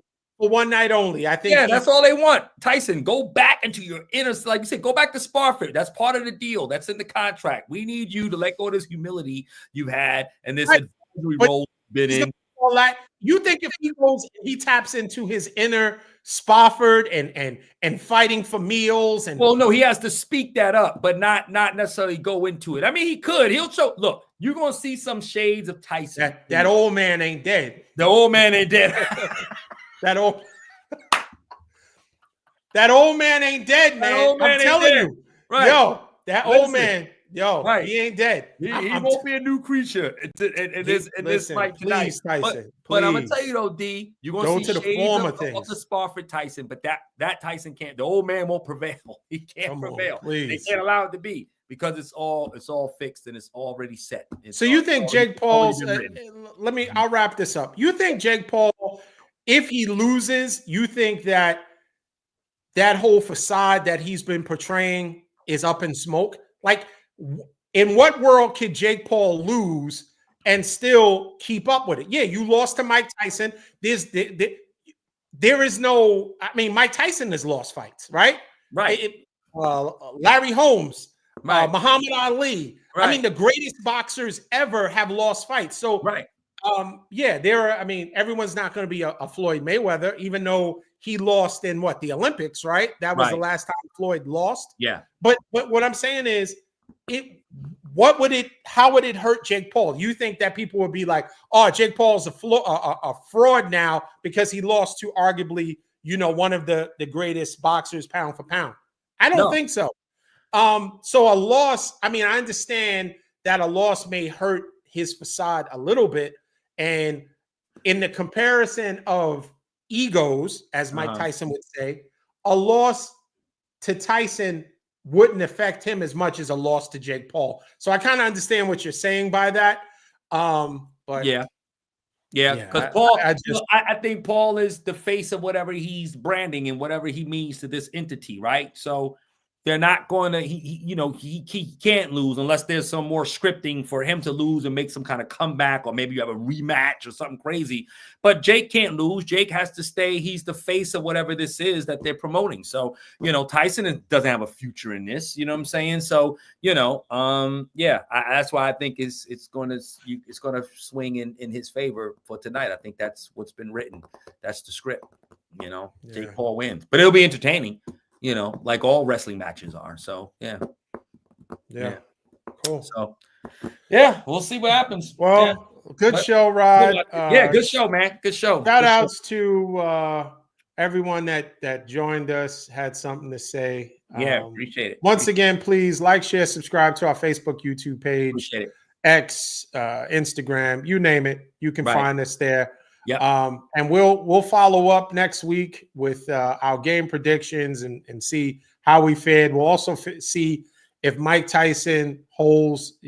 Listen, if Mike Tyson loses, We might change the name because Brooklyn, all the flags are gonna be. Listen, can't lose to Jake Paul, man. That's Yeah, but you don't have to look at it that way. D. Brooklyn's still gonna hold its own because of course, 5. So it's not no real loss to Tyson or to us. But we can't. We can't. You know, not to Jake Paul, man. If you lose, this is the thing. If you lose because you just can't beat him, that's one thing, right? So then you start getting it was admirable.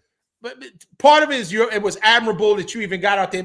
Part was your old behind should have never got out there if you ain't think you was going to win.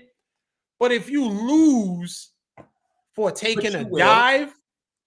Yeah, he's got to take the dive because this is entertainment. That's unacceptable. That's unacceptable. Where is your pride as a man? Where's your pride as a man? His pride is wrapped in this, bro. You just said he's about to get more than what he's worth. So I'm just saying,